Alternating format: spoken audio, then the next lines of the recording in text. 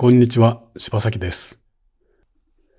今日は水彩でね、こちらの絵を描きますよ。よろしければね、評価とチャンネル登録をお願いします。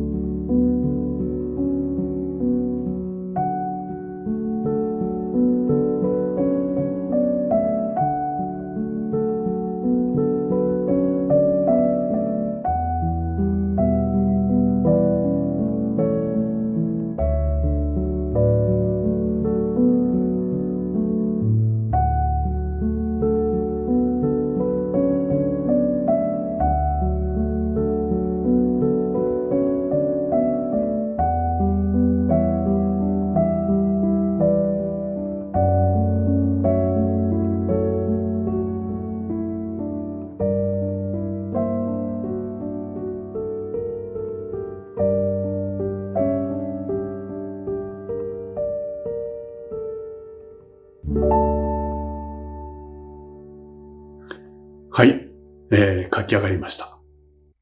で、街中の雨の風景です。柴崎はね、雨って結構好きなんですよね。いつも晴れてる時と違ってね、なんていうのかな。まず色がね、とっても鮮やかっていうか強く見えるんですね。そして、いろいろなものがね、光が輝き合ってね、とっても大好きです。街中ですので、もちろん空の明るさもあるし、人工の明るさですね。そういうものが、それぞれ響き合うようにね、地面に反映していたりして。ね。それから、やっぱりこの傘。ここら辺がね、捉える方ね、どうするか。そういうポイントがあると思いますね。ぜひ、よかったら、ね、雨の絵、描いてみてください。はい。ということで、今回も最後までね、ご覧くださって本当にありがとうございました。また次回違うモチーフであなたとお会いしたいと思います。はい。それではまたね。